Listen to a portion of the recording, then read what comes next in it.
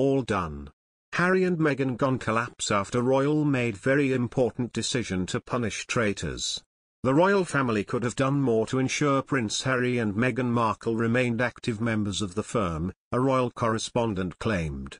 The royal family could have handled Prince Harry and Meghan Markle's decision to step back from their royal roles differently, according to commentator Peter Hunt. The Duke of Sussex was reportedly cut off financially and Prince Charles stopped taking his son's calls, Prince Harry claimed in his Oprah Winfrey interview.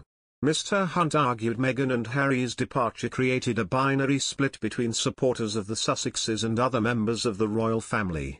Speaking, Mr. Hunt said, "Either you are pro-Harry or pro-William and there doesn't seem to be much room where you could navigate a path through whereby you can accept there may have been fault on both sides, where they could have reached different accommodation.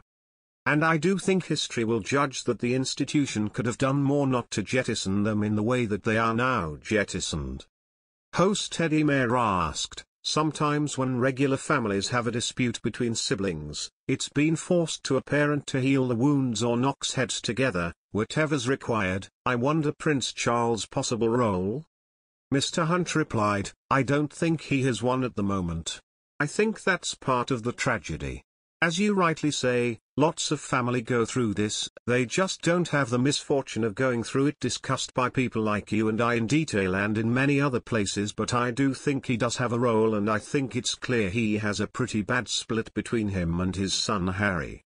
Harry's upcoming memoir has also been tipped to cause potential new problems for the royal family and cause further tension with the Prince of Wales. A royal insider said, "There is a feeling among some of his long-term friends that Harry's outbursts, whether deliberate or unintentional, are chipping away at the prince's authority.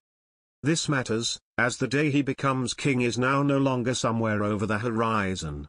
Charles himself is desperate not to exacerbate matters and, as always in matters concerning his children, is determined to avoid any confrontation. He has been hurt by some of the things that have occurred, but it's also fair to say he has also been baffled too."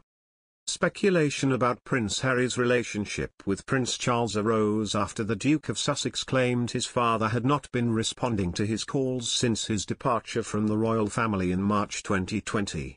For the Duke and Duchess of Sussex, 2021 has been a bumpy year. Harry and Meghan settled into life in the US and welcomed their baby girl, LilibetDianaMountbatten-Windsor. They also celebrated their oldest child Archie turning 2, but it has not been an easy year and the couple saw their relationship with the royal family come under pressure. Harry and Meghan left the UK last year, stepping back from their roles as senior royals, and throughout the past 12 months have been critical of the firm in a series of high-profile interviews. In an interview with Oprah Winfrey that sent shockwaves through the monarchy, they accused an unnamed member of the family of racism, and made a number of claims about what went on behind the closed doors of the palace. Headlines have repeatedly hinted towards growing tensions between the family, and especially between Harry and his brother, the Duke of Cambridge. Here's a look at what went on between the royals and the Sussexes over 2021. Throughout the year Meghan has been locked in a legal battle with associated newspapers, over 5 articles that reproduced parts of a personal and private letter to her dad Thomas Markle, 77, in August 2018. In February, the Duchess of Sussex won the first round of legal battles against associated newspapers and thanked Harry for his support. On Valentine's Day, the couple announced Meghan was pregnant, having suffered a devastating miscarriage the previous year.